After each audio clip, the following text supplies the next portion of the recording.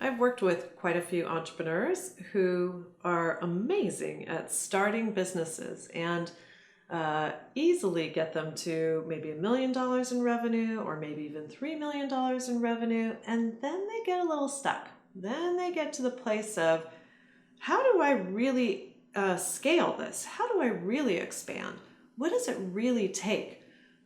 As one entrepreneur asked me recently, how does somebody like Mark Zuckerberg go from doing things in his garage with a few friends to, or in his dorm room, I guess it was, to having, a many billions of dollar size business? There certainly is a lot there, but I want to tell you about kind of the simplest piece of it and the simplest thing that's most important for this transition, and that is leadership. Now, leadership is a pretty broad word. Every time I say it, I know that what comes to mind for people is very different person to person. People have different ideas of what they think of as leadership. But I have a pretty succinct definition. And that leadership is all about supporting yourself and others to take action towards outcomes.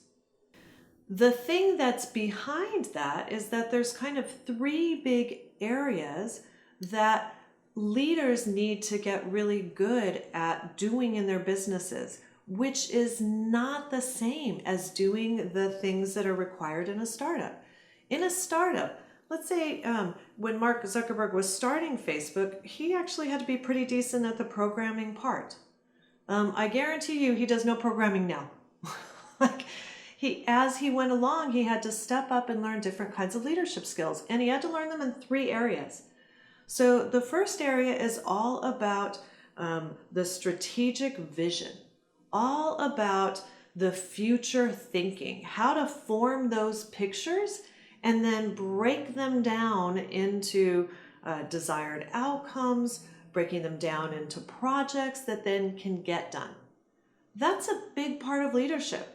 Communicating those outcomes, translating the vision, making sure that outcomes are being fulfilled, that they're being achieved by the plans that the company is working through. So that's bucket number one, is that the big strategic outcome vision bucket. Then the second area of leadership that needs to be rock solid in a business is the people development part, people development and performance.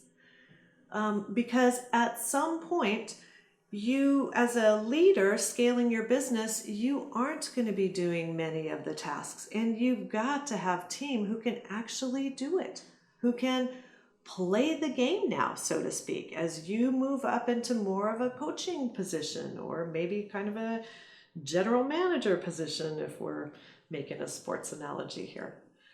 And so the people development part is a big part, and it's certainly not easy. There are many parts of it that are much simpler than people understand, which is why it's a big passion of ours to teach, all about leadership and people's interactive behaviors.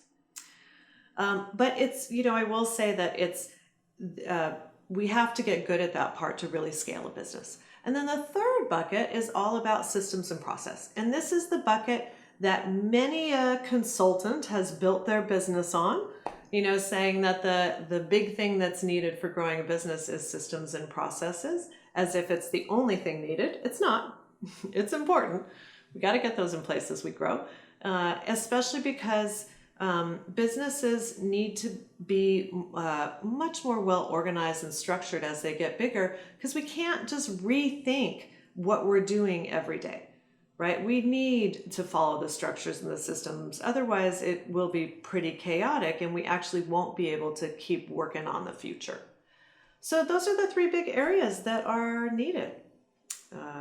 The strategic outcomes, the people development, and the systems and processes.